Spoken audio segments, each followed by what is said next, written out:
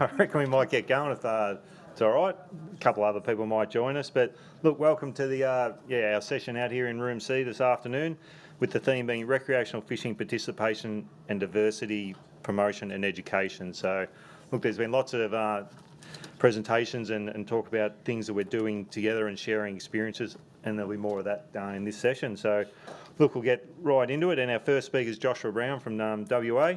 Josh is going to talk about engaging multicultural communities in responsible fishing behaviour and talk about a case study he's been working on over in WA. So, look, welcome, Joshua, and thanks for your presentation. Go louder so we can get the other room going. What's going on in there? Better check that guy out, for sure. Cool, and I'll just have to bring it up.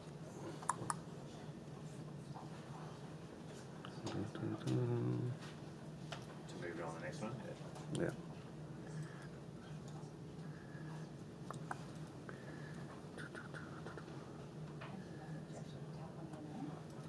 You can just tap the arrows on this little one. Just the right arrow. No. Oh. How's that bit work, mate? I didn't turn that laser pointer off.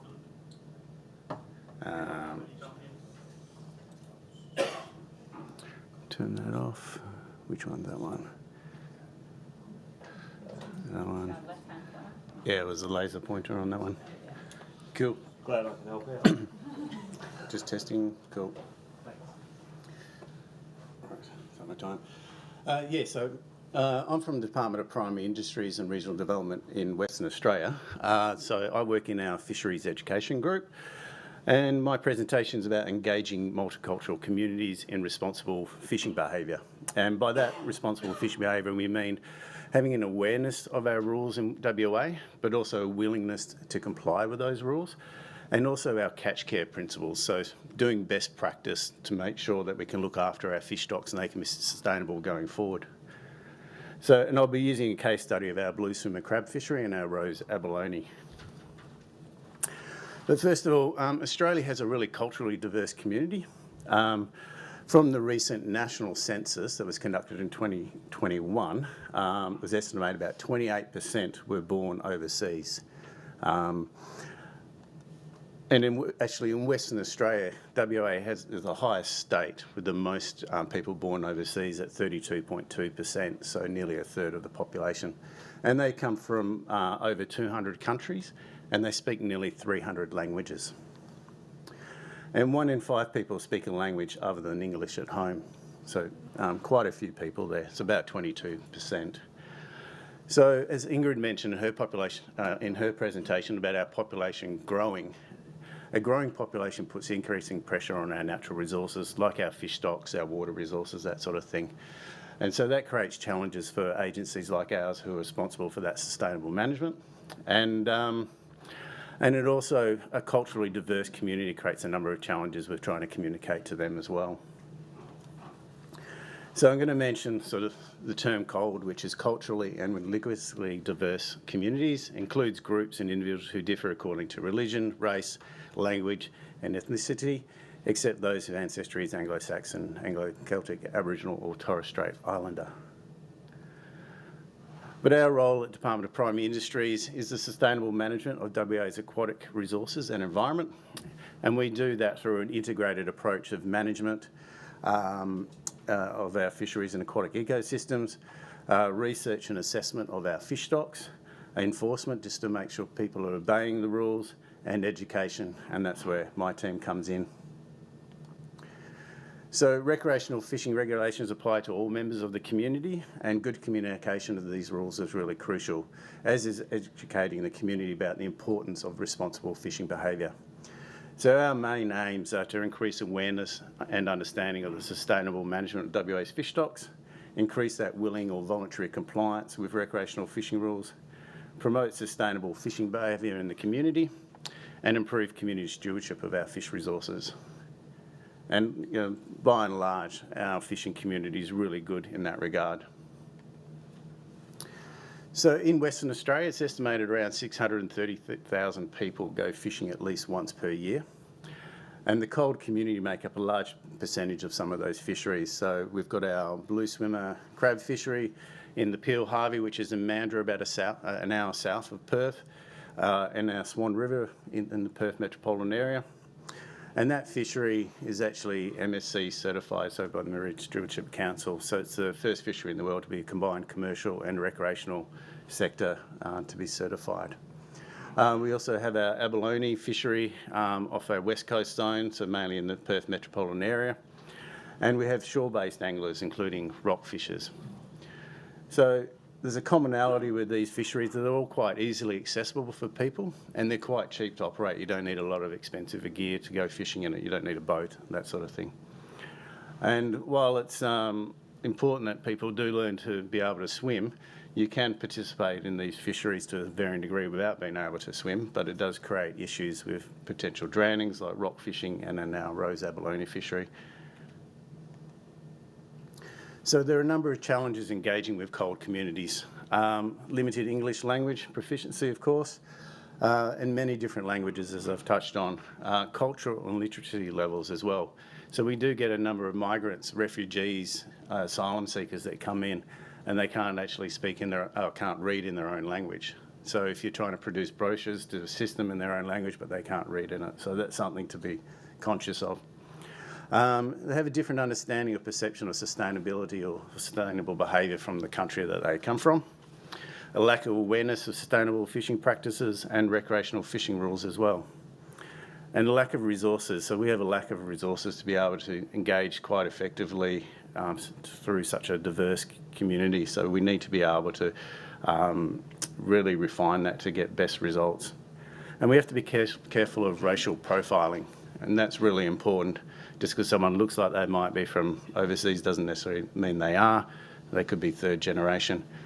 And we've had some issues where there were people that were overseas students were identified by our compliance staff that, before COVID, there was about 10% they were estimating of people that were doing the wrong thing had come from overseas as university students. They weren't familiar with our rules. They hadn't been in the country very long. And so our compliance staff had gone to some of those universities to hand brochures out, but then had been accused of racially profiling those people. But we sort of had to explain that we were really trying to get the message to them. We didn't want them to get in trouble. They didn't want to get in trouble. So we were just trying to give them the information so they could be compliant in that regard. So to successfully engage with a culturally diverse community, we need to get a better understanding of the cultural background of those participating in the fishery and their motivation for fishing in it. So we've conducted a few surveys to get an understanding of the demographics. With our crab fishers in the Peel Harvey estuary down in Mandurah, they operate either by boat using drop nets, or they operate from the shore just using little handheld scoops. And so we conducted a survey of those shore-based fishers back in 2016-17 and 2017-18, and we just recently repeated it in January, and sort of did a roving survey across the shore, and we interviewed 231 people. For abalone fishery, you're required in WA to have a licence to go abalone fishing. So using a licence frame, we conduct a phone survey of approximately the 18,000 licence holders. And last summer season, we interviewed nearly 2,000 fishers through that, and we added on a few demographic questions in that regard. So to give you a bit of an idea of the questions from our crab survey, we asked, why do you go crab fishing? Is it for food? Is it for fun? Is it to spend time with family and friends? Or is one of the West Australian colleagues over there to get away from your wife and kids? But most people wanted to do it as a family activity, as a group. They went out in large numbers, the cold community. But food was also an important priority, but having fun as well. So it was actually those three responses, it was quite evenly distributed. How often do you go crabbing? A lot of people actually said this was their first time that we came across, or less than 5 times. So they were quite new to fishing, so probably not aware of the best catch care practices or the rules for that matter. So we asked where they got their crab rule information from. Word of mouth was probably the most common one, followed by the internet, but not specifically our website. It was just Google search. And there's a bit of misinformation you could potentially get from that. But there was a range of different sources that they got their rule information from. Do you know the minimum size limit? We asked them, and their bag limit, just to get an understanding of awareness of the rules. And it was actually around 95% of people actually knew there was a size and bag limit, which was really encouraging. We asked if they carried a crab gauge to be able to measure their crabs, and most people did, but there were some that didn't. And even recently came across a large group, and they knew there was a size limit, and they just had a little piece of ribbon to measure the crab. Now, if you ever catch a live crab with the big claws at it, try and lay a little ribbon across its back. Pretty challenging. So we also asked demographic questions like, what country were you born? What is your ancestry? Do you speak a language other than English at home? And so these questions we sort of got from the Australian Bureau of Statistics to provide some guidance around the sort of wording of those questions. And then finally, just the postcode, get an understanding of where they were coming from. And as I mentioned, Mandurah is about an hour south of Perth, and a lot of the people that went fishing actually were travelling an hour to get there. So whether that motivation to be able to make sure they got a feed and follow the rules was part of our consideration with where they lived. So the results from our survey, for the crab fishing survey, 59% were born overseas, so double the national rate. They came from 19 countries and spoke 21 different languages, and 3 in 5 spoke a language other than English at home. So it's quite a diverse community there. In comparison, the Abalone fishing survey was more like the national average of about 28% were born overseas, and they came from 56 different countries, spoke 33 different languages, and 1 in 5 spoke a language other than English at home. So our education approach has been to identify the main cold communities through doing these sort of surveys to get a better understanding of our target audience and be able to best deliver our messages. We get advice from community representatives, religious groups, the Office of Multicultural Interest Supports here in Australia provided really helpful information.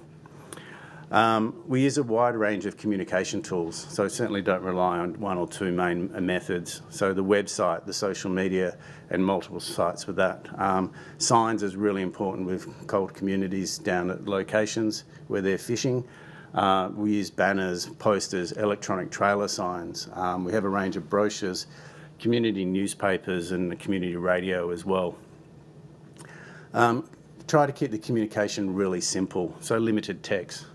Probably not like this slide, it's a poor example, but hands up if you were born overseas, not in Australia. Oh, cool, it's about 1/3 of the population that fits the data. But using more images, QR codes, cartoon images help as well. So, and infographics, to keep it simple as possible. Use multiple languages, and we've done that with some of our guides as well. And face-to-face engagement is really important. There's been some of the talks that have mentioned that, and particularly doing it in a familiar environment. So we've done presentations at migrant resource centres, churches, community festivals. We've been to TAFE to do the adult migrant English program, numerous talks there. And where possible, we've used interpreters as well. So a big range. Cool. And so this is just some examples of some of those tools that we've used. So we've got a multilingual guide that we used to have, and now we've sort of updated it, which has a QR code on it and the range of different languages that you can go to achieve that. Here's a presentation at a migrant resource centre with one of our staff and an interpreter next to them. Here's a cultural community event. This one's called Crab Fest down in Mandurah. Just showing people how to correctly handle and measure those crabs. And here's some examples, some of the signage that we have in some of the key languages that have been identified through our survey groups. And just recently, earlier this year, put up this video. So it's just a very short video. It's on our YouTube site, just showing people how to safely handle and correctly measure their crabs. So a lot of new people, as I said, participate in this fishery. When they first catch a crab in their scoop net, the crab's sticking its claws up. They're very worried about how to safely handle it and not get nipped, so they just tip it in their bucket, and it'll stay in their bucket until they finish fishing, and they'll come in, tip it on the shore, and then measure them, and the crab's are already dead or half dead at that stage. So if they're undersized or if they're female carrying eggs, they can't safely release those crabs. So we're showing them how to correctly handle them and then measure them as well across the points. How do we measure our success of our education program? Challenging, but one of the key ways is looking at the non-compliance rate here. And so prior to doing this dedicated survey of our rec fishers, the non-compliance rate was around 10 to 11%. So that's the number of contacts our compliance officers have with people. 10 to 11% had committed offence, whether it was undersized crabs, over the bag limit, or fishing out of season. So, but since we did this dedicated education campaign, that number dropped down to around 4 to 5%. So a big improvement in that regard, and that just helps getting the information out to our target audience. But it's really important that we need to collect information on the effectiveness of our education program from the community itself. So getting their feedback as we go through this and asking them whether they can find that information really accessible, and then we can make it easily available for them. With our Pilharvey crab fishery that I've talked about, it was MSC certified. It was recertified just late last year, and there were a couple of conditions on that certification. And one of them that we improved the post-release mortality of crabs, so better handling practices, people measuring as soon as they've caught one and getting them back in the water as soon as possible. And the other one was reducing or improving the non-compliance rate. So while 0 would be the ultimate game that we want to achieve, there's always going to be some little bit of non-compliance, and a lot of it is just innocent. They just weren't quite aware of what the rules are. So making that information as easily accessible to the community, and such a diverse community that we have, is our goal. Cool, thank you.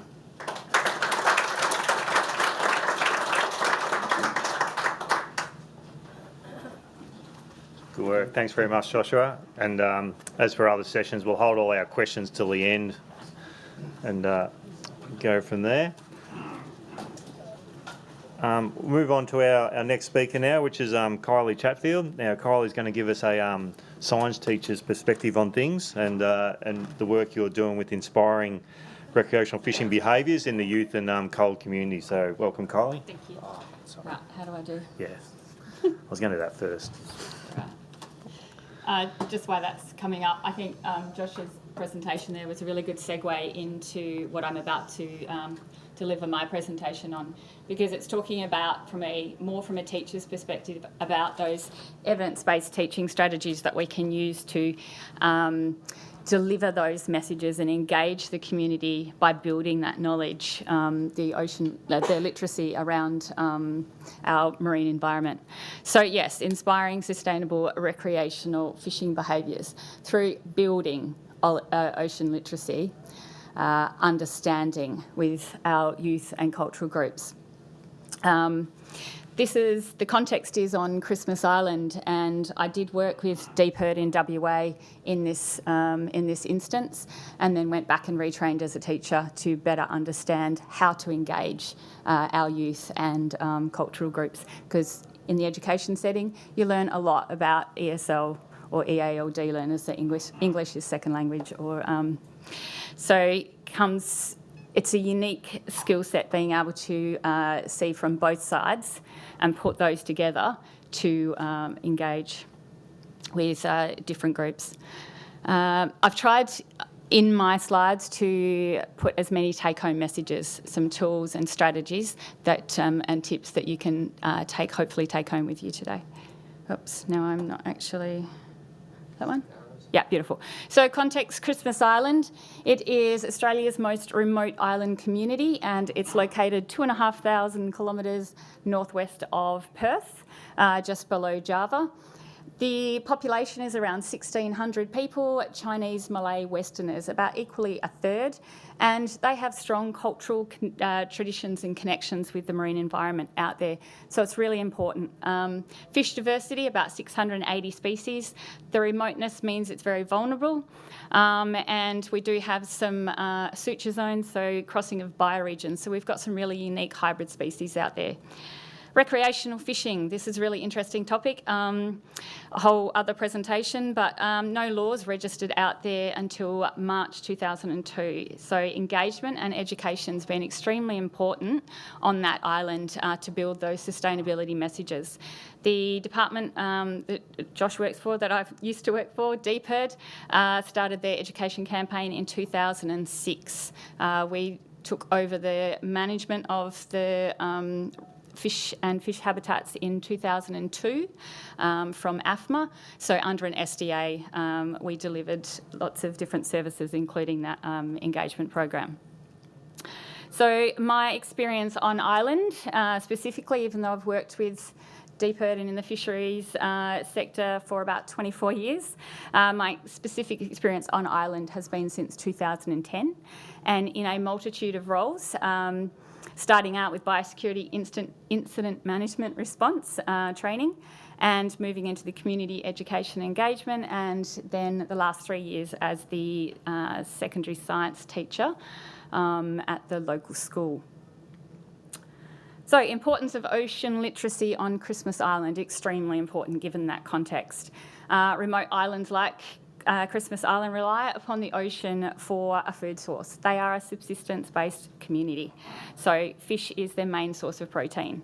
Cultural practice is really important. There's lots of species that pose as a cultural or ceremonial needs. So this beautiful Malay elder here is making flying fish crackers. I actually went and got up at 5 a.m. and went and experienced that process with them.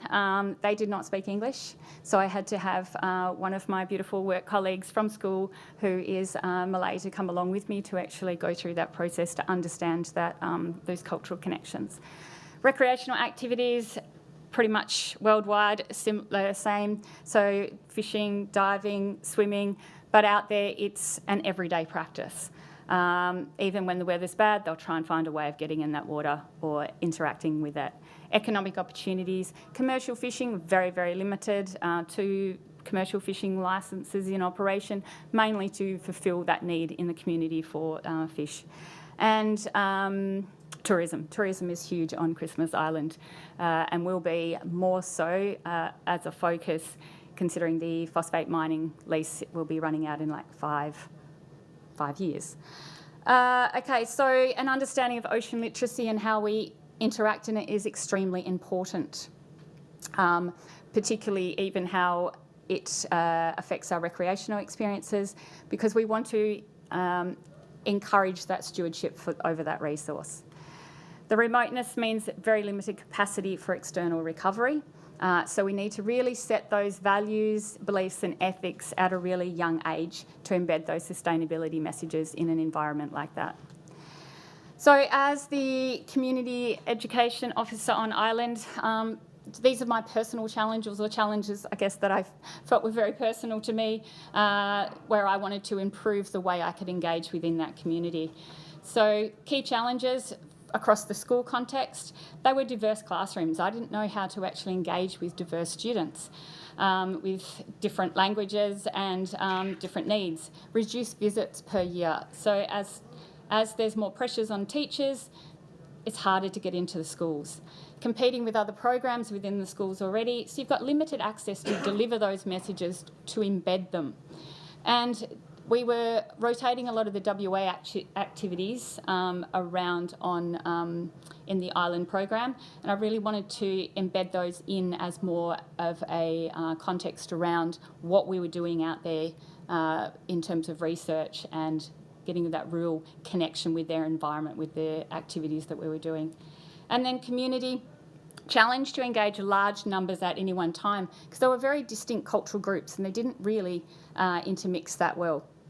And cultural events were limited access. Unless you were part of that community, you weren't really invited to those cultural events. So how did I overcome these challenges? It might have seems quite extreme now looking back, but understanding the curriculum. I really wanted to understand the curriculum, so I went back and retrained to become a teacher. So I did that on the side. And I wanted to engage in the community more out there socially. So I went to as many events as possible and really got to know the locals. Being a teacher for 3 years, that made it much easier because I was teaching their children.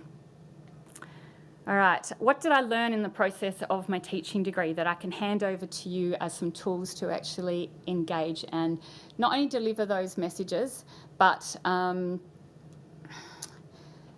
what's the word I'm thinking of? So I'll get to that. Give me a second. All right, so what did I learn? So much more than just linking activities to the curriculum. So theories, frameworks, evidence-based, so research-based teaching and learning strategies. Josh did mention a few of those. You would be using them, but probably not realising how important they actually are in this setting. So they're transferable to the community engagement sector, especially with our youth and the different cultural groups. So I'm going to share some useful ones. So we learnt how things like how we learn and how brains file information. What drives our behaviours? This to me is quite an important one. This is what drives all our behaviours. Yes, it's a theory. So for example, Maslow's hierarchy of needs. So this is a 5-step principle. Needs lower down in the hierarchy must be satisfied before individuals can attend to the needs up the chain. So if you look down the bottom, you've got food, water, sleep, so forth. And then you're moving up. You've got family connections in the yellow I've circled. And then you've got the top layer. The top layer is going to be where our acceptance of rules sit. Whereas the necessity or need or the motivations behind people's behaviours is down. Food is pretty important to us. So if people are fishing if people are fishing for fish as a main source of food because they can't afford to go and buy food, or if they're collecting fish for family ceremonies, they need to meet those needs before they're going to actually even consider or worry about the actual accepting those rules. So it's something to be quite mindful of. The other really important lot of information that I learnt was English as an additional language, how to engage learners in education using research-based teaching strategies.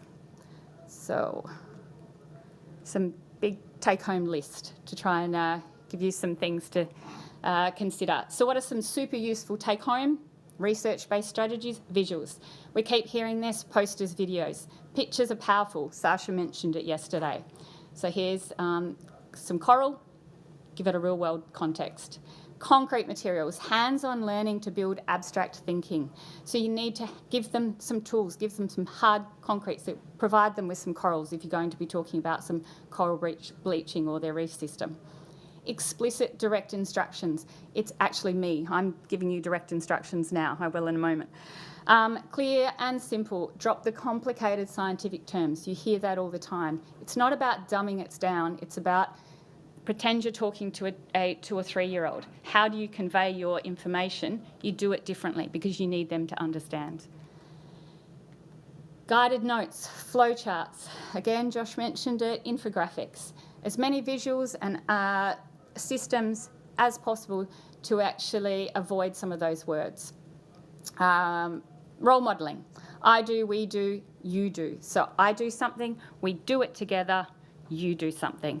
This provides steps for that student or for the cultural groups to actually engage in that learning better, and it will then process to longer term memory. Repetition is really important. Repeat key messaging. Ask questions to check their understanding. Consistent and persistent. Sasha mentioned it yesterday. Mastery. Break it into smaller chunks. Don't just overwhelm them with everything and expect them to be able to learn it. Break it down. You know yourself. You can't cook a cake by just having everything thrown in the oven. You've got to go through those stages. Link to the real world and something that they already know. So if we were looking at the Flying Fish Cove, this is the cove with the reef. So if I'm talking about coral bleaching, I would always refer to their local reef system. Get to know your audience, super. Number one, what motivates them, what are their needs, and build that trust. All right, translate, ask the locals. Please don't rely upon Google Translate. Have you seen a fish kill? Have you seen drunk fish? Doesn't look good for your agency. So make sure you use locals to have a look at the translated material. Right, so this is what I was getting to before. It's not about delivering a message to encourage behaviour change. It's about engaging to build literacy and acceptance to enable individuals to change their behaviours. Building, we use a framework called Bloom's taxonomy. Building the knowledge, you give, building them understanding, you give them knowledge, you show them, you get them to understand it, and then apply it to real world. So you actually enable that behaviour change. It's not just, here, I want you to do this, off you go. You build those skills to enable that behaviour change. So, sorry, okay, very quickly, yep. I'm going to, no, actually everybody quickly close your eyes, and I want you to do this activity. Draw a 2-storey house with 2 bedrooms upstairs, a red tin roof, and a blue paved area around the house. Okay, now open your eyes. That was direct, explicit instruction.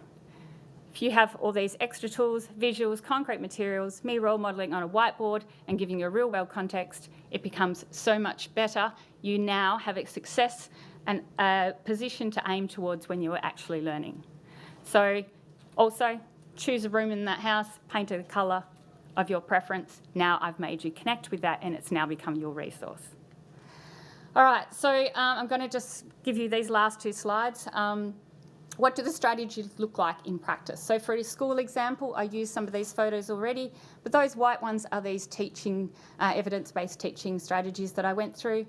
So if you actually see, we're building around coral bleaching and the impacts to the reef and then therefore the impacts to their fish resource. So what is a coral?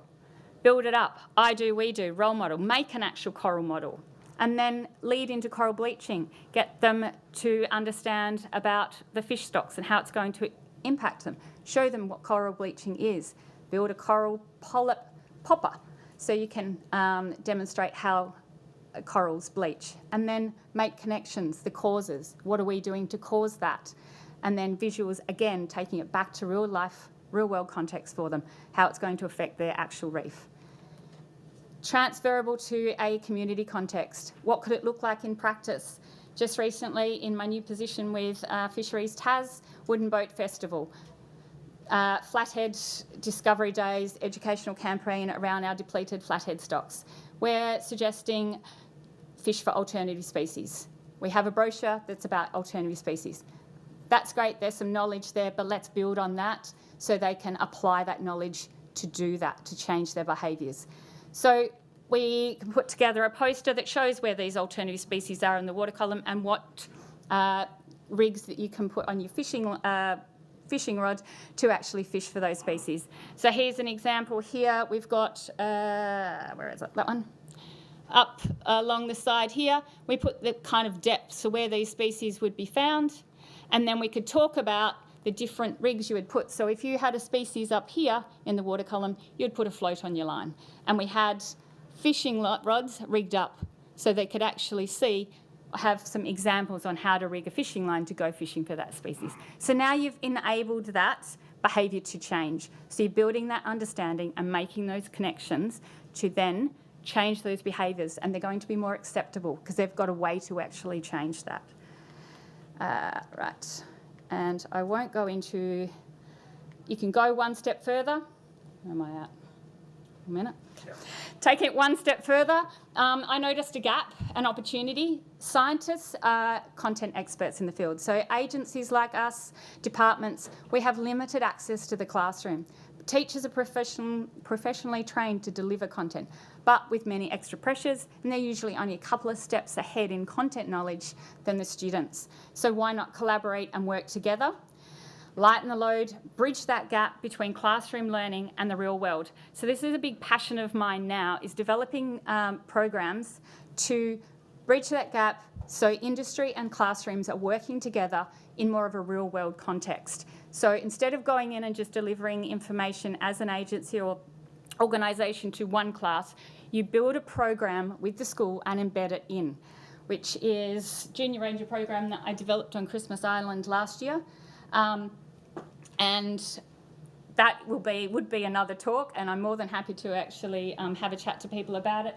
I did bring a program framework with me if you do want to have a flip through, but it's collaboration with the community, coming up with 4 key focus areas of community shared values, because you're teaching and learning and guiding those kids into that community. So having common goals and areas for those kids to work towards for an environmentally sustainable community is where you're going to get success in working together as collaborations.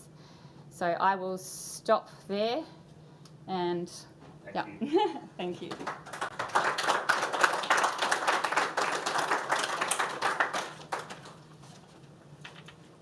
Thanks very much, Kylie. Certainly lots to we can learn there, even about learning ourselves, the old repetition thing, absolutely.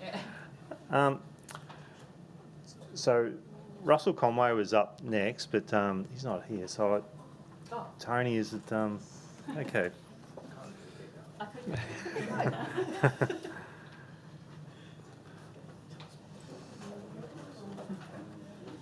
Did you want it? No. Don't know, I better go on. Well, I don't mind being. Well, I know people are possibly coming back in, but I don't mind if they do anyway.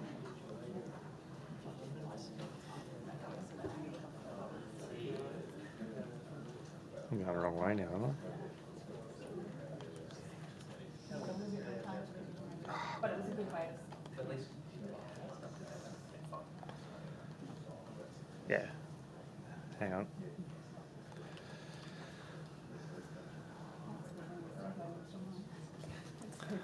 All right. Apologies for all that clicking, but welcome, Toni, and thanks for stepping up early. So, look, Toni's a state Fishcare volunteer coordinator from South Australia. So, welcome and thank you. Thank you. So, today I'm talking about the Fishcare volunteer program. We talked about notes. No. Sorry, I have to look at my notes while I'm reading because it didn't come up on the screen. It's probably just a setting. No, it's not showing up. That's okay.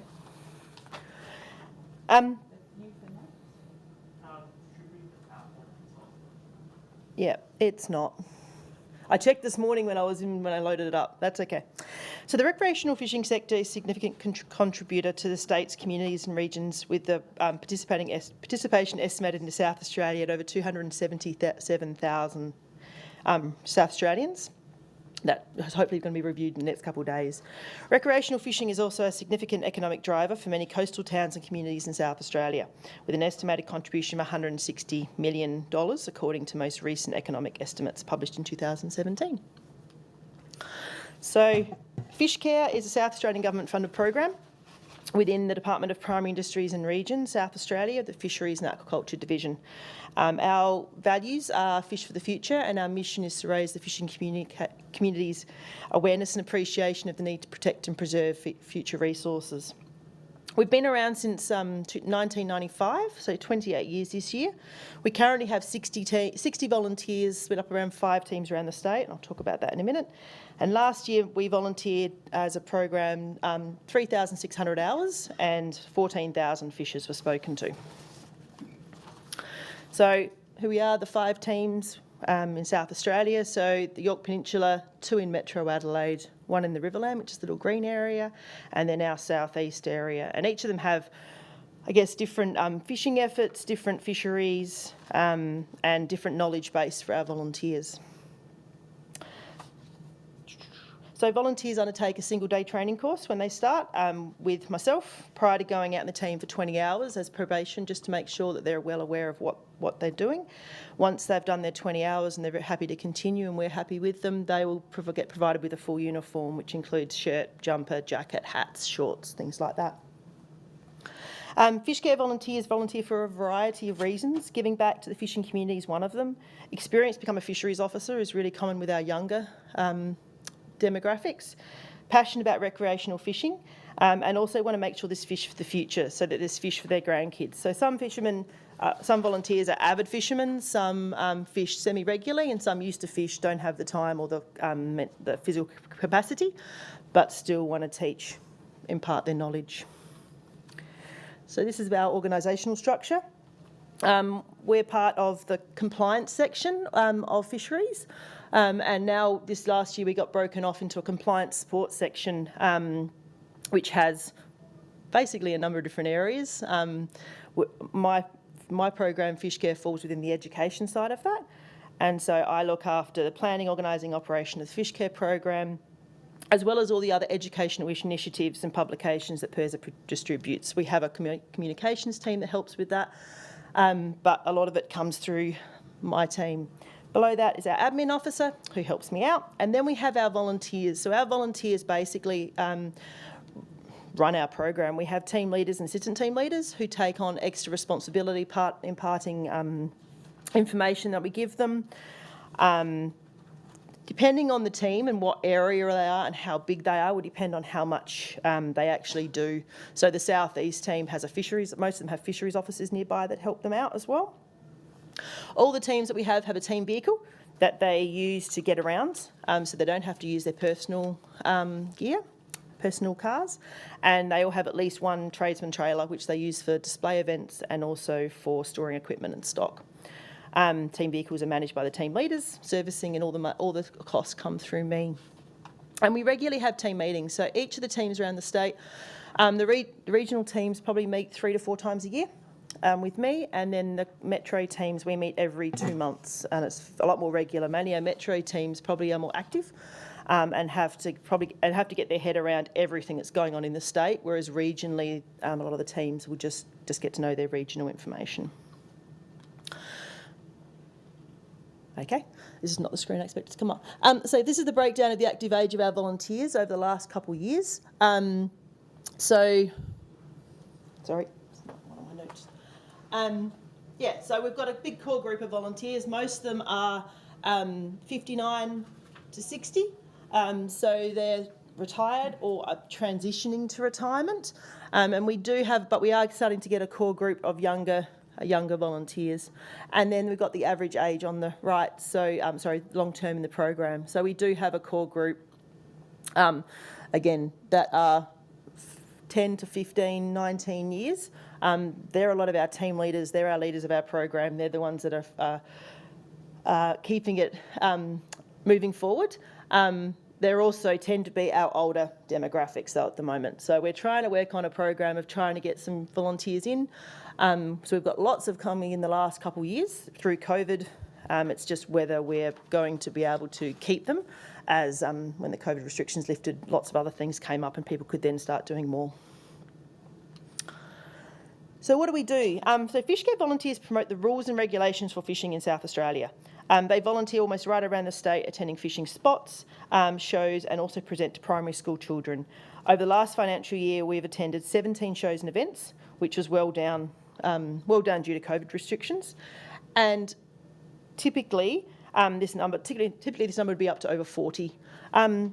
We also have got a program which we started about 8 to 10 years ago on presenting to school children about Imagine a World Without Fish and teaching them the rules and why we have rules and managing them with some games and things like that. We're starting that up again this year with a slightly modified talk, just to see how we go. It's typically typically we speak to about 2,000 kids around our state, ages year 4 to 5, so 8, 9, 10-year-olds. Over the last few years, we've found that that's sort of our best age. Any younger, and we start getting some comments back about our volunteer presenters not quite being able to simplify enough and any more, and the volunteers start getting a bit uncomfortable because they're not necessarily trained as school talk presenters, they're just helping us out with this program. But overall, we get really good feedback, and we've been asked back to schools year after year. So we have handouts as well. So this is part of what we volunteers hand out. We distribute recreational fishing brochures to various stores, info centres, caravan parks around the state. We have a selection of brochures that we use to assist with the explanation of fishes and gives them a takeaway message. We also promote and use the SA Fishing app to assist us in explaining why these rules exist, and also allows rec fishers to be able to be proactive about learning in their own time and find through the app. We distribute gauges to species difficult to measure, so blue crab, sand crab, pippy, southern rock lobster and abalone. Last year we distributed 6,200 gauges across the state. These gauges are also available by phoning up our Fishwatch line, and we can post them out, and we keep records of who we've posted to. One of the things we do with blue crabs when the volunteers are out, we make sure everyone shows us how to measure their blue crab before they get a gauge. And if a fisheries officer comes across our gauges, they know that either a fisheries officer or a Fishcare volunteer has given that out, and that way they can then, it's almost like a first warning. We've actually started telling fishers that we're giving you this, you show us how to measure it. You need to remember this because if fisheries officers come across this, then it could mean you get an expiation. It is still common though, we can do it on the beaches, hand out that gauge, show them how to measure it. They put it in their bucket, they go out crabbing, they come back in and the gauge is at the bottom under their crabs. And fisheries check them, why didn't you look? Why didn't you use it? And they just shrug. So, yeah. It's a bit of an issue we're facing with, and years ago, 10, 15 years ago when I first started in fisheries, we thought we had, like WA, we thought we had it great and non-compliance was going down. And then the last few years, it's just gone out the window and non-compliance is back up, even with all the education we're doing with gauges. Our gauges numbers are dropping though, and I think because more and more people we're finding at shows already have our gauges. So they have the gauges, just whether we've now got to try and encourage them to use them. We attend patrols, so most of our activities that we do are attending patrols. So we attend jetties, beaches, boat ramps, fishing locations along the river and speak to fishers while they're out fishing and crabbing. We also attend boat ramps, typically in the morning when they're heading out, so that we can give them the information so they know what they're doing. And that way when they're coming in, if fisheries officers are there, hopefully they've done the right thing. Our role is not to measure fish.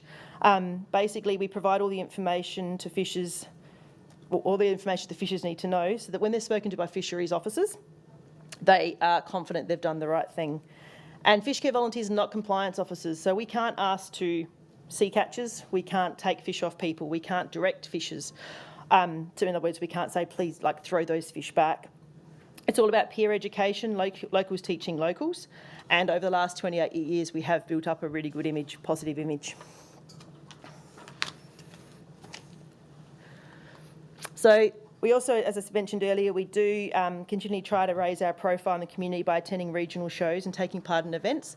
We find these shows are really important things to attend because that way we're not just speaking to the fishers, we're also speaking to the local community. So when if they choose to start fishing or they know, or there's something's come up, they know who they can attract, who they can go to ask to check with people. We've also been involved, the one on the right is our little Murray cod, or big Murray cod that we have. Adelaide actually runs a volunteer week parade. So we get to, volunteers in South Australia get to march up King William Road right through the centre of Adelaide. They shut down the centre of Adelaide for us to walk with 3 or 4, I think last year it was 600 people up through, and just to show the value of volunteering. And the shark, that one, or we've also got a puppet, shark puppet, really does attract local attention, which means it just gets us some more social media posts and things like that. We also attend a large variety of events, including agricultural shows, field days, and larger events in Adelaide, so like caravan and camping shows and fishing and boating shows. We also try and attend fishing competitions to promote our message, although fisheries at the moment in South Australia isn't all that well received, so we don't always get invited, but we are working on that. Another thing that the program helps assist with is signage. So we've got about 850 signs around the state that we manage, different signs. They're located right around the state. The ones on the left, that's our fish measuring station, which I saw some pictures today that some other states have got that sort of thing, which is really useful in colour.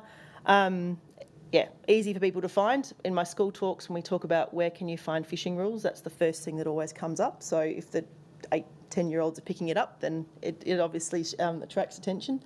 Then there's a couple of our other signs that we use. So blue crab is in all our blue crabbing areas along the York Peninsula and Adelaide Metro Coast, and there's 57 of those. There's 62 of our taking into tidal reef signs.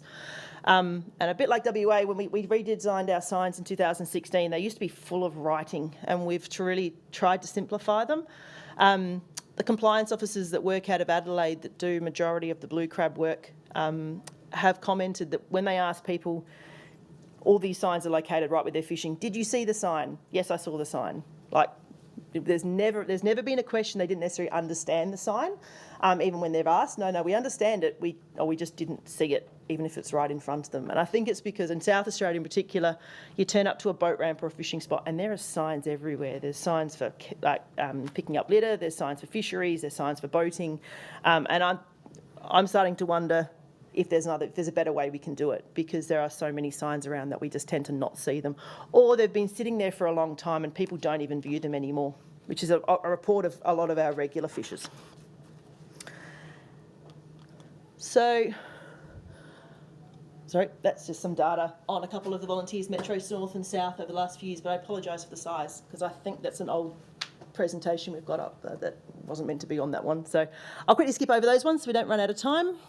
So the current challenges, we've got recruitment of volunteers. So since COVID, it's been harder to recruit and retain volunteers within the program. This is a problem right across the volunteering sector, as at the moment volunteers looking at their current commitments and reassessing, I guess, life skills. With COVID restrictions enforced, many volunteers didn't feel comfortable going out, and some haven't returned. So we did have to shut the program down sometime for a part of COVID, but we also had times with masks, limiting people in the car. But yeah, it was a challenging time for everyone. Sorry, 2 minutes. Yep, we're receiving information from. We also have challenges receiving information from the SARDI scientists, and actually and policy, and it getting to us in a timely manner so that I can either rewrite it or have another look at it, and just get it ready for the volunteers, because it doesn't always come in the most simple terms. Quickly, statewide snapper closure. So back in 2016, state government put in a closure for snapper from November 2019 until, it was meant to be until January 2023. And then in December last year, we've extended it now until June 2026. And it was set up, the SARDI policy made the decision, went to Fishcare volunteers, and it also went out through traditional media. So we're finding, though, that a lot of the information is going with one-on-one communication with Fishcare volunteers and compliance officers. So when this information came out, we basically passed it all through the volunteers, through emails, keeping them up to date with what was going on. We then had our team meetings, and we could then update them in a bit more detail and answer their questions one-on-one. We have a newsletter, Seaweed Tales, we put out once a month, which has all the media releases plus any other information, stories from the volunteers. But that also, for this, in regards to the snapper closure, keeps everyone in the loop, and it means we can update them on a monthly basis. If there's a certain questions we're getting asked, we can then update them and they know what they need to say. We have the option of online training through our volunteer database, Better Impact. So that means we haven't yet, but we can put up videos and other stories if we need to. And it also is being included in our initial training through initial induction training. Some of the challenges we have faced, though, in the last couple months, signage updates. So we don't have the money to replace probably 400 signs, fish measuring stations and rec fishing signs. So we've been using little stickers to plant over the snapper information to make sure it's accurate. These stickers sometimes last hours, and if we're lucky, we might last weeks. So the volunteers are regularly walking down jetties anyway, we can replace them, but that's one of the issues, but it is still cheaper than signage. Social media has also been one of our challenges with snapper closures, informing the public. Through social media, we also have, I guess, our passionate fishers that really like to communicate with everyone. And we also have the public perception, so anecdotal information that fishers are catching snapper. So obviously there's no issues. I was at the Caravan and Camping Show in Adelaide last week, and I had everyone tell me how many snapper there is in the state, and the scientists are all wrong. So that was great answering it. So thank you. The website's up there. I'm at the Persa stand if anyone wants to come and see me today or tomorrow, or come and grab me and I can give you my email. Cool.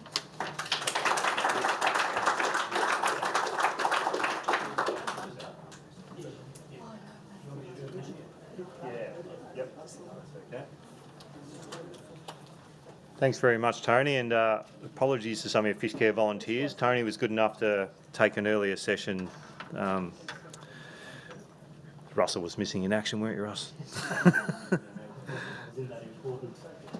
a number of sequencing Yep, sure. information. Anyway, thanks again, Tony, and certainly I've seen the message in Victoria Fishcare and what they do, and what you do over there is certainly consistent, and lots of effort from volunteers, so well done, and thank you for your presentation. We'll now keep on and keep moving along with Russell Conway. Russell's got the home ground advantage here, so although he's, anyway. Talking about something else. Yeah, talking about something else, but he is on his home deck, so look, welcome Russell, and thank you. Thanks everyone. Thank you very much.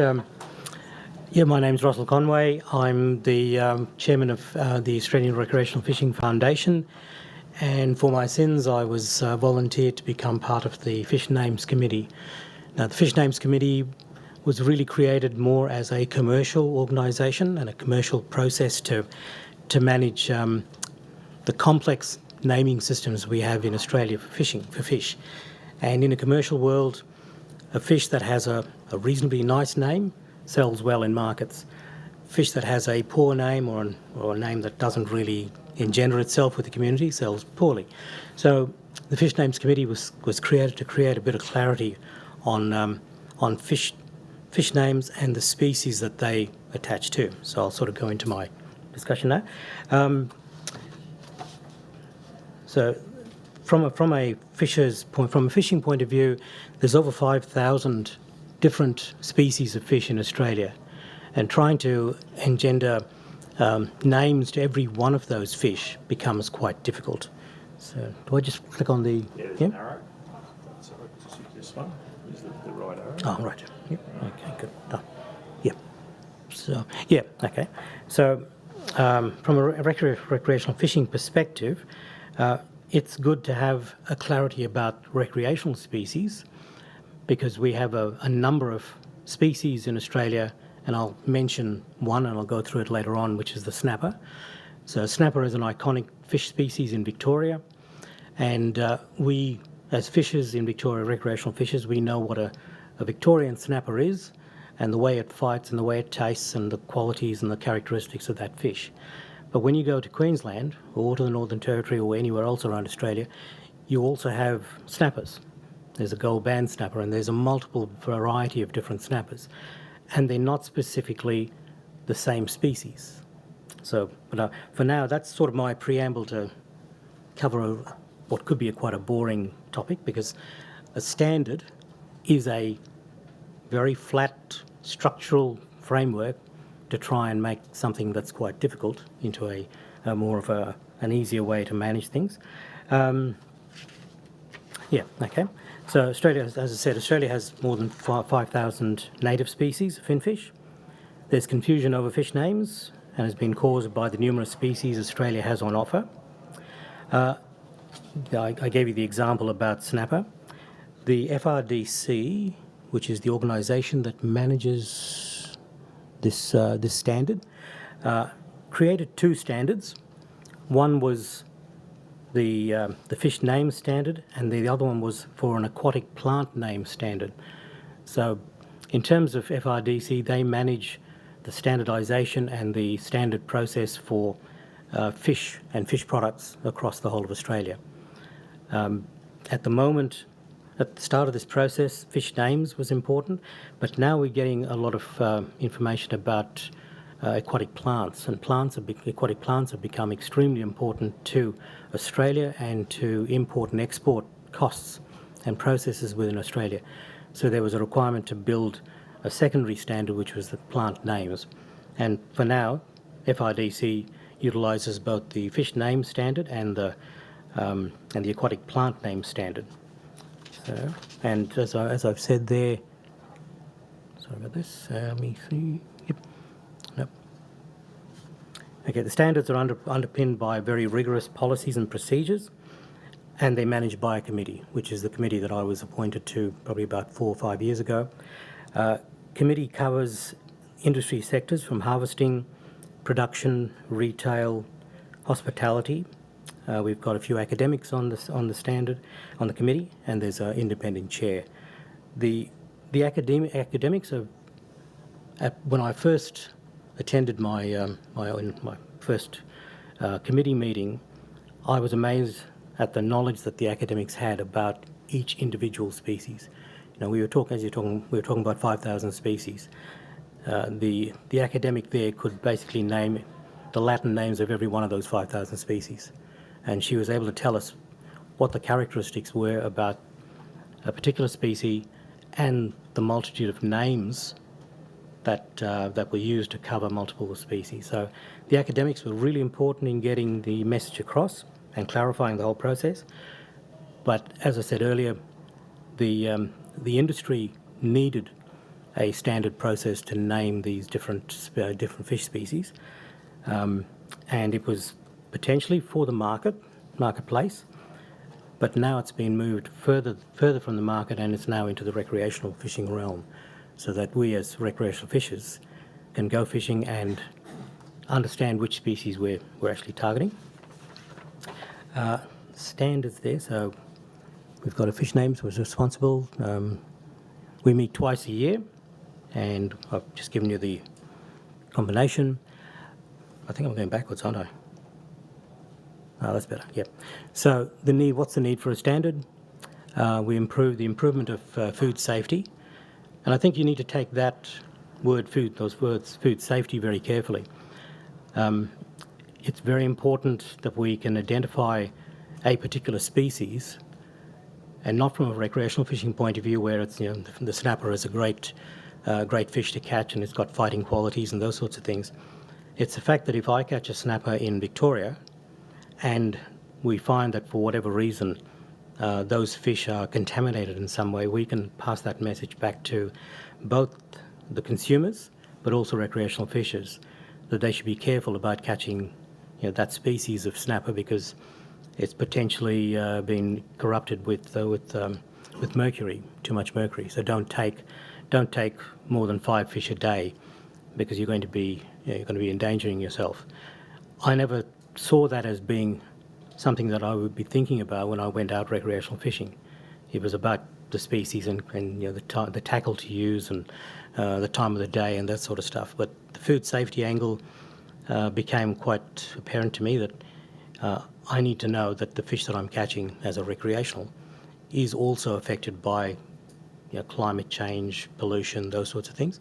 And when food safety experts put out a message into the community about you being careful about what sort of food to eat, it then becomes easy to also provide that information to recreational fishers, and moves it down that line. Creates a market efficiency. Again, that's in that commercial sense, but it's also moving towards the recreational sector, because we do target specific species, and we contribute hugely to the economy of Australia. And that's why I was late today, because I was inside the survey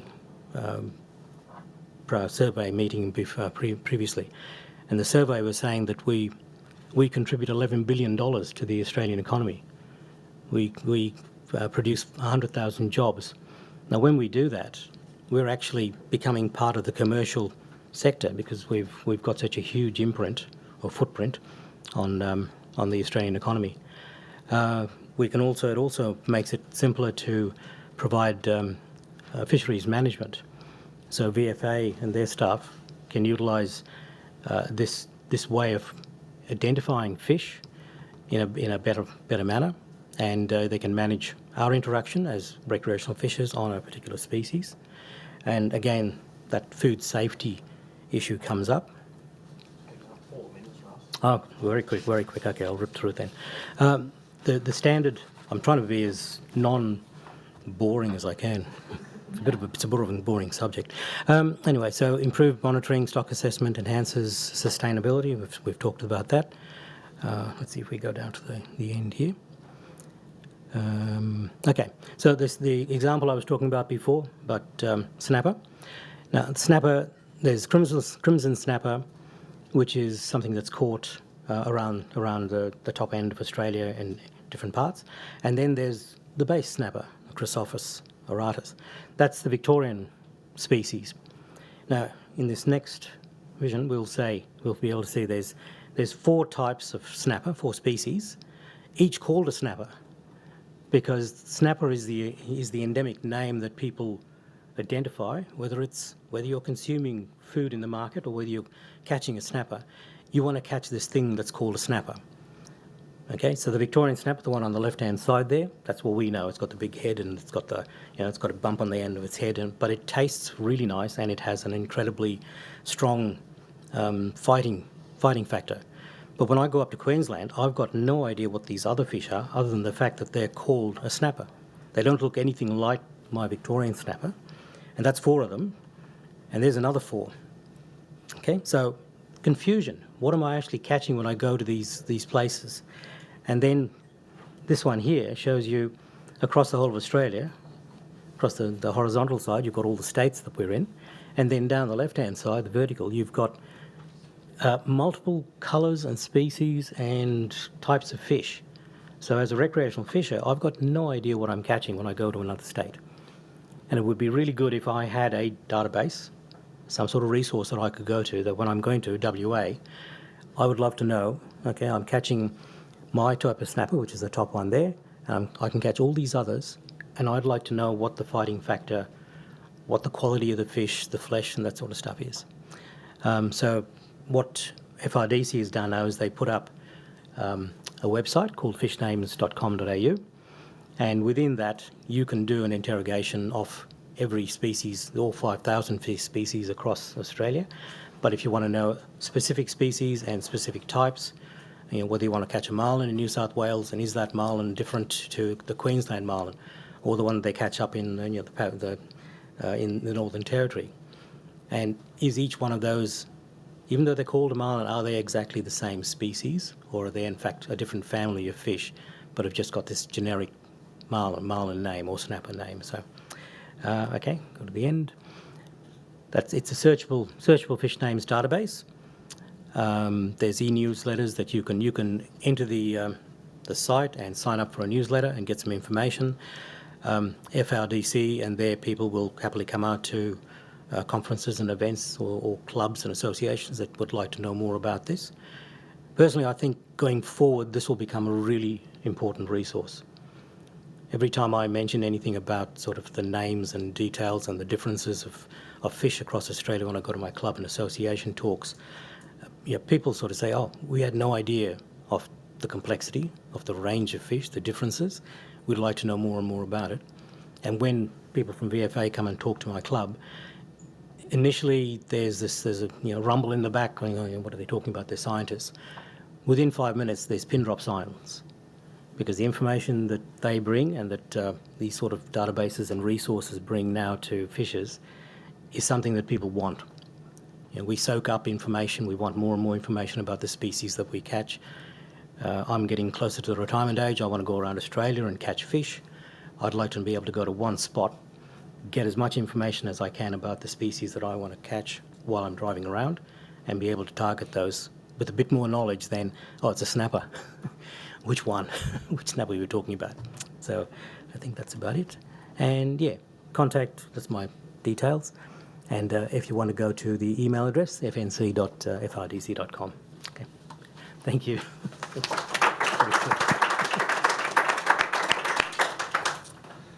Thanks, Russell. Yep, probably a dry topic, but an important one. So well done on presenting that, and well done on the work you've done over the many years, lots of meetings and that by the sound of it. So well done and thank you. I'd now like to introduce. What do I do there? Oh, no, that's right. Introduce Jim Higgs. Jim's going to talk about fishing competition, as in what is the competition. I think for going fishing, something I often think about, is it time, money, or some other reason? Well, thanks. Welcome, Jim. Thank you. And Russell, thanks for taking one for the team. Yeah. That committee has been around a very long time. So apologies if some people here came here thinking it was going to be talking about fishing competitions. It's not. So for the last 50 years, I've been asking the question, g'day, what have you caught? What did you catch? It's just something that's, I grew up about 4 hours away from here on the right side of the border. On the left hand as you're looking at it. So I'm a South Australian from Narracourt. Grew up on a dairy farm, an hour and a half away from the coast. So very limited fishing opportunities. We had one duck pond that we used to call it that held water all the time. So there was, we used to get you know, dairy farmers, you don't get away from the cows that often, so we'd occasionally go down to the limestone coast. I think it was Toni who was talking about that before, and we might spend a day there, or if we were lucky, a couple of days. So yeah, I always wanted to get paid to go fishing and scuba diving. That was me. I was born in '68, so I think I'm a younger Gen X, and that'll come into play a little bit later on. Grew up reading Modern Fishing World. What was the other one? And Arctic Lures. You know, in the '70s, it was about the only thing you could really do. I'm fortunate enough. That's a photo looking down towards the Gold Coast. We had a friend with an aeroplane, and that's almost just about, that's South Stradbroke Island leading down to the Gold Coast, and it's a little bit south of Jumpin' Pin, which is an iconic recreational fishing spot. So it's in between North and South Stradbroke Island. I think, you know, in the top 5 sand islands in the world. And I live on Canipa Island, which is Quandamooka country. So it's Russell Island. And it's a little bit to the north of where that image was taken. So I'm right in the thick of, you know, probably the biggest fishing, or most heavily fished marine park in Australia, probably Moreton Bay Marine Park. So I started my career, I guess, in 1990, looking at recreational fishing historical records for the Great Barrier Reef Marine Park Authority. So analysed fishing club data going back to the 50s out to 1990s. And even back then, you know, Queensland, yes, we are different in Queensland. So up until 1990, recreational anglers could sell their catch. So there was a Section 35 permit. Everyone could sell their catch. Fishing clubs were essentially catch and keep and then sell on the weekends. And those club members formed part of the, you know, the recreational fishing brigade, you know, the peak fishing organisation. So it was a very, I guess, you know, if you grow up in that mentality of catching fish to sell, that's essentially what's in the back of your mind all the time. So it was a bit of a tricky one to get over. And, you know, the fishery had started going backwards even back then. You know, the average size of a coral trout had reduced by 1.1 kilo from 1950s to 1990. So, yeah, it's an interesting process. So went from Townsville, and I was managing... I was doing a PhD after I did my Masters, and sort of got sidetracked into helping Queensland set up their statewide recreational fishing survey, so the RFish program. It was large scale. You know, we were trying to get a sample of 5,000 volunteers to keep a diary of their fishing activities. We'd bring 50,000 households to get an idea of participation rates. So it was big. It was also designed in consultation in partnership with the recreational fishing you know, peak bodies at the time and the commercial fishing industry bodies at the time. So when we published the first results in 1996, so you can see there was about 28.1% of the Queensland population had gone fishing. So that's 882,200 200 anglers had fished in Queensland in the previous 12 months. Within maybe a month, Sunfish Queensland, the peak industry organisation at the time, had on their footer representing 882,000 Queenslanders was their motto at the time, which was great. And, you know, the RFish program was really integrated, really well done. And we ran the second one because we're going to do biannual surveys. We had a significant decrease in the participation rates with the next survey. So we actually dropped down. It was only 40,000 people. But the participation rate was a significant decrease. Had population growth, but you know, the population growth didn't keep up with participation rates. So, being smart, I guess, you realise that the minister's going to ask a question, aren't they? So we built in some surveys around why people were not fishing, what was constraining them from fishing. But anyway, we were meant to do another survey in 2000. But we got gazumped by the National Recreational Indigenous Fishing Survey, and I got gazumped again today. So that's probably where the whole crowd's out listening to those survey results. So again, we had the third survey, we actually had another significant decrease in participation rates, and then we had another survey in 3 years' time, and again, another significant decrease. So, but that final decrease was large enough to be noticeable. So we're down to 733 anglers in 2004 based on the statewide surveys. The interesting thing and I might have a bit of a dig at some other states now, our fishing participation is who's fished in the last 12 months. A second part of that is, have you fished but not in Queensland in the last 12 months? So it's a, like, have you ever fished type of thing. And those numbers actually increased a lot. And a lot of that was actually interstate migration from people coming from the southern states to retire. And particularly in Hervey Bay, we had to rejig some of the results there because the projected numbers didn't match the actuals when ABS came out with their numbers. Because we just had this baby boomer. They're all retiring, the grey nomads are retiring, and the 50 and 60 plus categories went through the roof.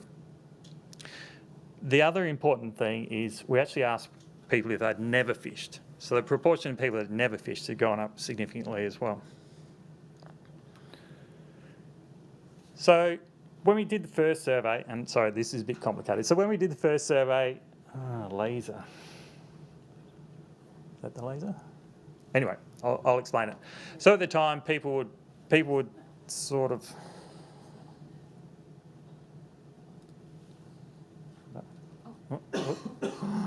You lasered it. I can explain. So there's the two lines that go up to the top right. Essentially, it's from 1971 to 2031. So it's projected population in Queensland.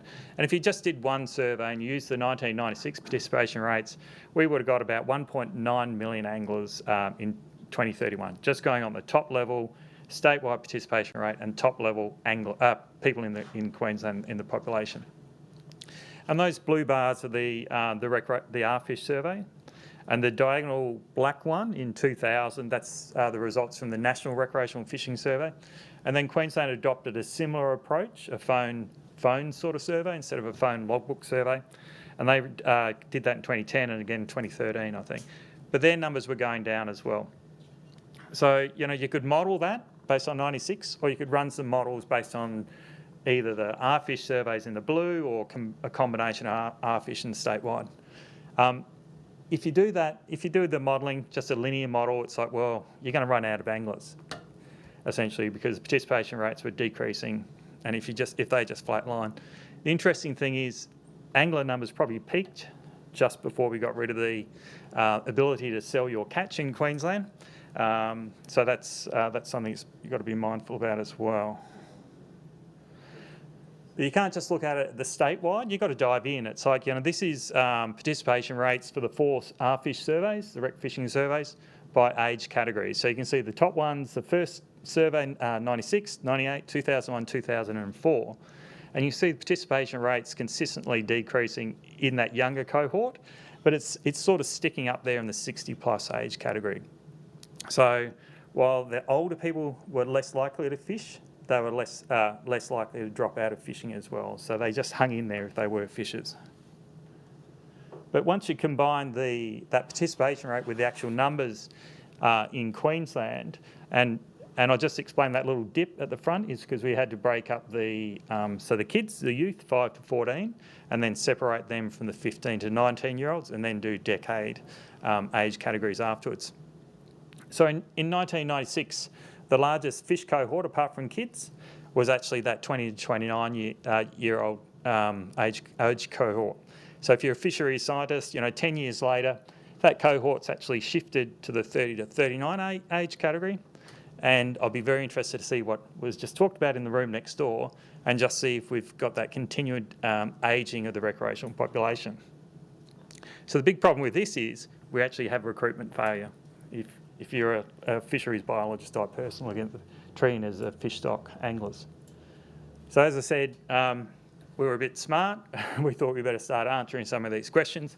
This is my son. He was born in 2004, so the year of the last survey. And I'll have a few more photos of him. That's a nice flathead, got released. Anyway, so Steve Sutton came out from Canada, so I think he's now with Trout Unlimited, I think. He's working in that sort of space on the east coast of Canada. So 70% of anglers that we interviewed that had actually fished in the previous 12 months said they were constrained. Most of that constraint was actually in the too much work and family commitments. Other leisure activities was also an important thing. Fish crowding was a big issue in Queensland, and I hate fishing in a crowd with a passion, so I can understand that. It's embarrassing, when you go fishing and you stuff up your cast and stuff. but so about 22% said they can't afford to fish more often, 21% the gear's too expensive, but only 14% said I can't catch enough fish to suit their requirements. And just on an aside, in the first survey, I said that Queensland used to sell their fish. The first survey, 50% of anglers said they fished for food. By the last survey, there was only a third of people said they'd fished for food. So there's a massive shift in Queensland in the motivations to fish. So again, here's my son in about 2009. And again, we surveyed dropout anglers because people who had fished but not in the previous 12 months. But even the dropout anglers were saying it's the lack of time or other commitments, or they'd lost interest in the fishing. The fishing quality was about 17% said it was fishing quality. But I'm just trying to find the cost is only 5%. So it's not the money, it's not really the fish. And I'll just go to the next one, which is just a bit of a summary. So again, I've put this photo up because time is a real constraint. You know, you can't create more, you can't market more. Time is what it is. So it's a limiting constraint for everyone. And it's the key factor for anglers and also dropout anglers. And so I've got this photo, sailboats and canoes. So we live on Russell Island, right next to the pin. Can I get my son to go fishing? No. So he was probably only about 7 or 8, so a little bit older than that last photo of him. That's his little red boat there, red and white boat. It's a Sabo. You know, he sailed that for maybe 12 months, and then he got upgraded to a laser sailor. And you know, had neighbours sailed. It was a female sailor in the Olympics in a laser class, so he got motivated for a bit. You know, he's probably going to sold it by the time I get home from this conference. He's bought himself a 1972 Peugeot that he's doing up, so it's hard. So money wasn't an issue either, and the fish numbers weren't really an issue. So, you know, what does the future look like? And I'm just, I might have another dig, sorry. So what does the future look like? So I thought, well, you know, we need to crystal bowl this sort of stuff. And Bill Sornock, who is around, and Stefan, they've developed, you know, looking at recruits of young fish. They'd go out and do cast netting to look at recruits and then do forecasts for future stock sizes. So that's Bill's logo over there, and they just celebrated tagging 1 million fish a couple of weeks back, which is an amazing thing that they've done. So yeah. Oh, and just speaking of net-free zones, the Fitzroy River, it's about 1,400 square kilometres, I think, a little bit smaller than Port Phillip Bay.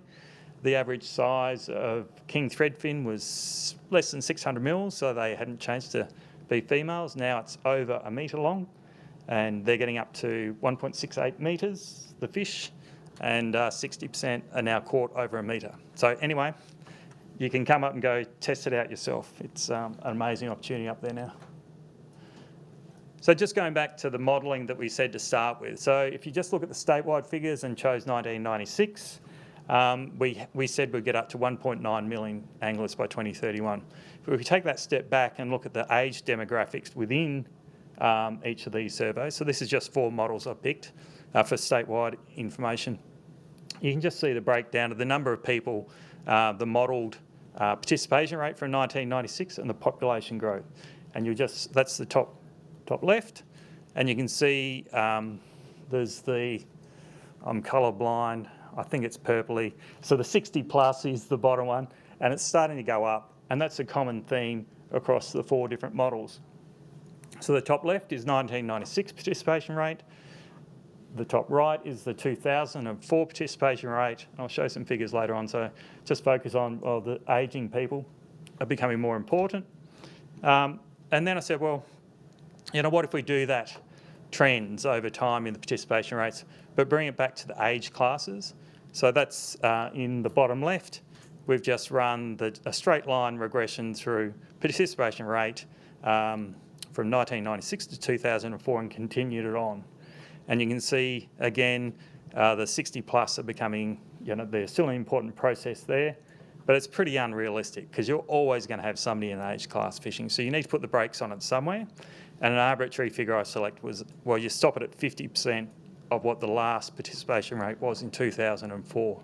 So you can see you apply the brakes on the bottom left, and then the numbers kick up as the population grows, and you've bottomed out at your participation rate.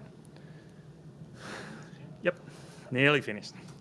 So just looking at those four models, as I said, statewide, we were estimating there's going to be 1.9 million anglers using 1996 figures, but if you break it down and look at the age cohorts, it's about 1.6 million. If you went for 2004, it's 1.2 million. If you just follow through that, straight line regression, you're only going to have 100,000 anglers. Not realistic. But if you look at applying some level of brake on the reduction in participation rates, it decreases and then sort of picks up again from 2016 onwards. And that's actually what they've sort of picked up in the statewide recreational fishing surveys. Their numbers showed a bit of a bounce up, but there's a word of warning. They changed the methodology. So it gets a bit tricky.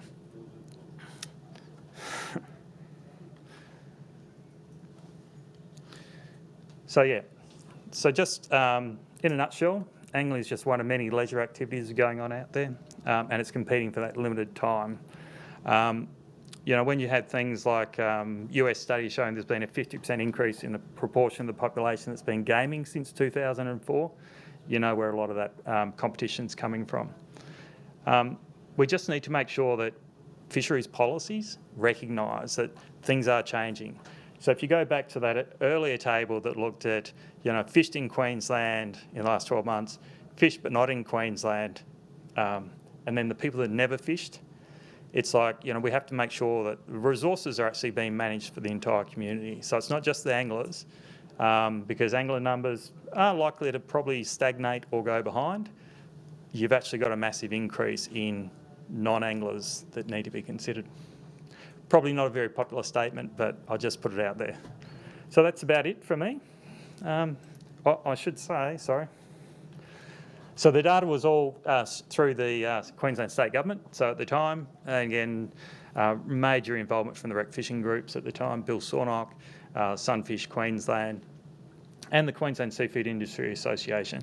JCU have put up with me having a PhD in the wind for 20 years or almost, and my current employees, AIMS, have let me come down here for a couple of days. So that's about it for me. Thanks.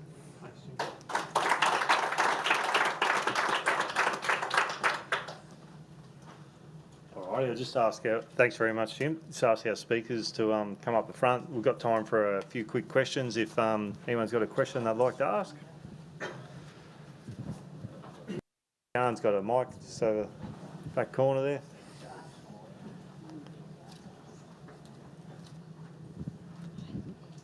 Thanks. This one's for Toni at Fishcare.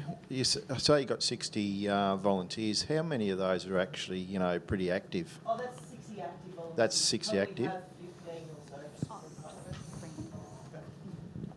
Oh, yeah.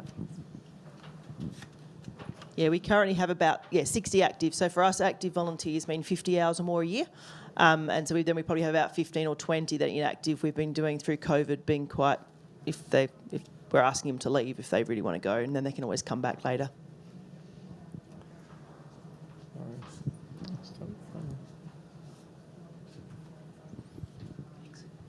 I got a question here for Joshua here.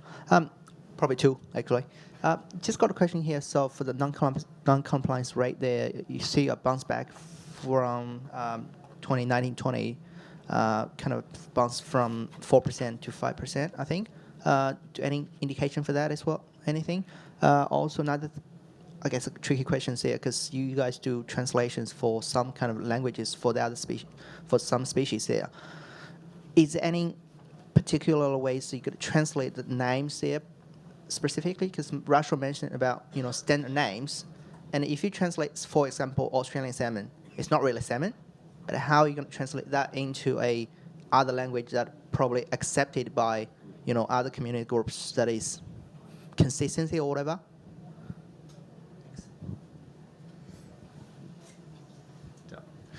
On the first part of the question, you have to be really careful when we look at compliance statistics, because there's a number of factors that could play a role. While it might have increased a little bit, it could be down to the number of contacts they've had in certain areas, more intensified in areas where they've identified. We have a Fish Watch report number where we ask the community if they see anything suspicious, just to report that through. So we might target in certain areas, but yeah, you'll get a little bit of variation that might explain that little bit of jump. But yeah, the main thing is, yeah, hopefully it's not, bouncing back out to that 10 to 11%. So yeah, there could be a few different little factors, but yeah, it's probably fairly minor, so I wouldn't, not too worried about it at this stage. The second part of your question, looking at, with fish names, it's just really getting the input from the community, that particular cultural group, as to best communicate correctly to them. But yeah, fish names is really challenging. So it's great that there is a standard approach, but they're called pinkies in WA, not snapper. But yeah, you get all those local little names as well. But yeah, just looking at using with abalone particularly, we get a lot of Kiwis that fish them and they refer to it by their name as well. So. But yeah, getting that local input in helps best, I think.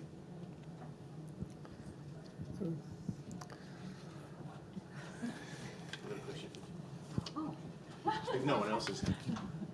One for Jim.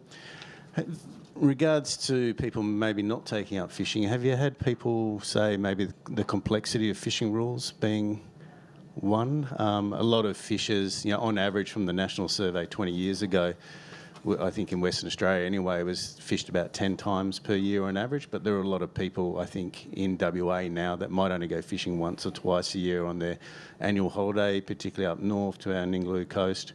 But the complexity of fishing rules, I've heard, might put them off, and they're not familiar with the species where they go away to, therefore, the size limits, where there's sanctuary zones with marine parks and all that. So it's easier sometimes just to go, we'll park the rod.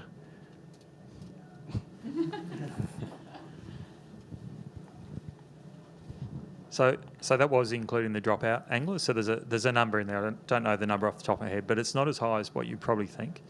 The biggest issue so that's dropout anglers. So they've at least experienced it. But I think a lot of it, with the increased number of people that have never fished, that is going to be very tricky to get people into fishing. I know the minister on Monday morning flagged 60,000 kid fishing kits in Victoria, which is great.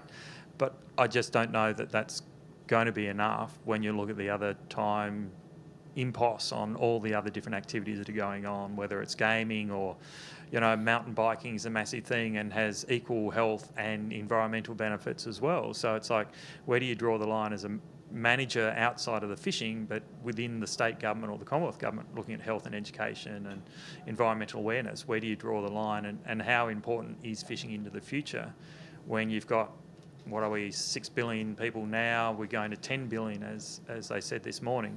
Food's going to be a critical issue, and recreational activities like fishing, it could be squeezed because of that, because people will need to eat. So.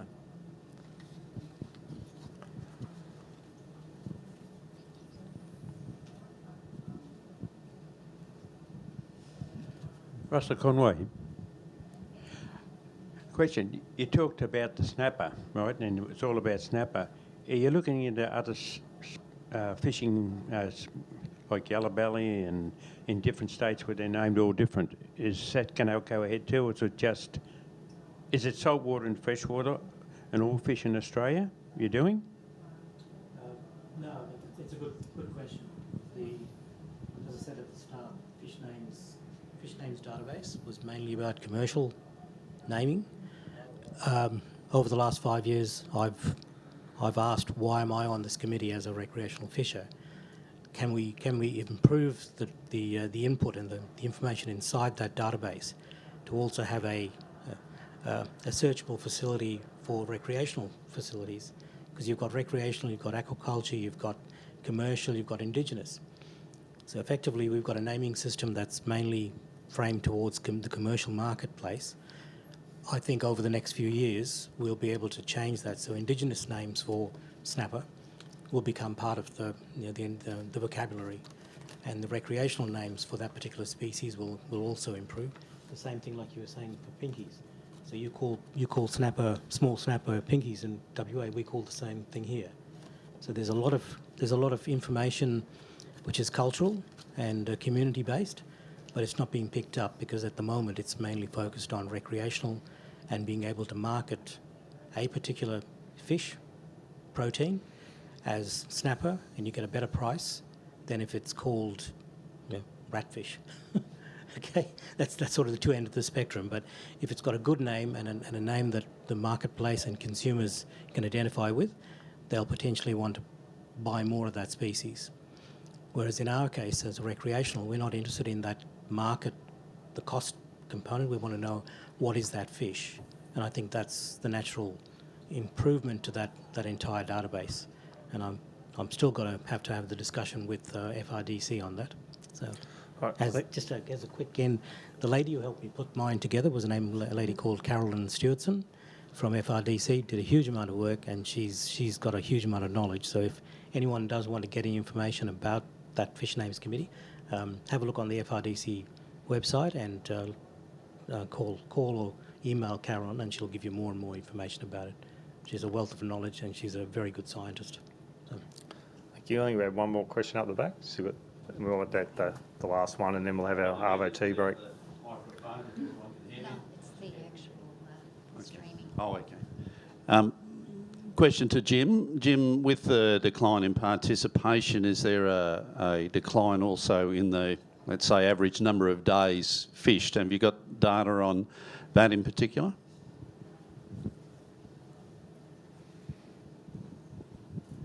Yeah, so as part of the statewide surveys, we looked at participation rates as well, and they didn't really change that much. Like average days fished over those 4 surveys didn't change that much.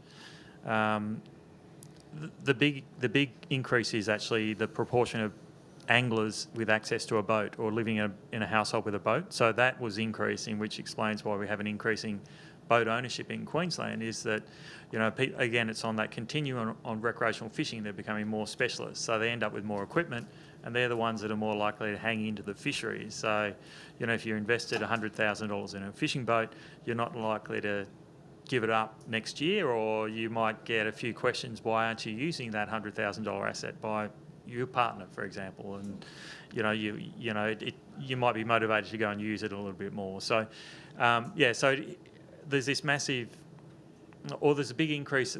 There may not, like if you're a Tackle World or a BCF or something, there's probably going to be a lot of tackle sales and a lot of boat sales, but it's not reflecting the other users or the other people within the state. So I'm just being mindful that there's components of the industry that will go well, but you also have to look at that resource allocation, and Stan mentioned it pretty well this morning about looking at the resource allocation in the Torres Strait and the difficulties they have there within their own cultural groups in the Torres Strait.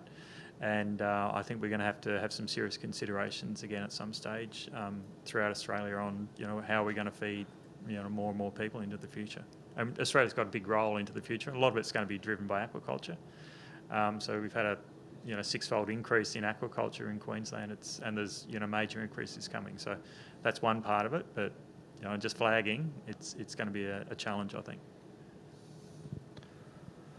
Alrighty, thank you. We might cut the questions off there, but look, thanks very much, everyone. As you hear these talks, it just is to think about the amount of work that's going on, across our country and internationally, and the places that stuff is happening. From Thursday Island to Christmas Island. Thursday Island was in the other room earlier. Too many islands, but and the stuff right across our states and what we can learn from each other. So it's just great to be here sharing this info, and hopefully this is the start of more conversations to happen. So can you please join me in thanking our speakers once again. All right. Please enjoy a tea break now, and the next session starts at 10 to 3. Beauty.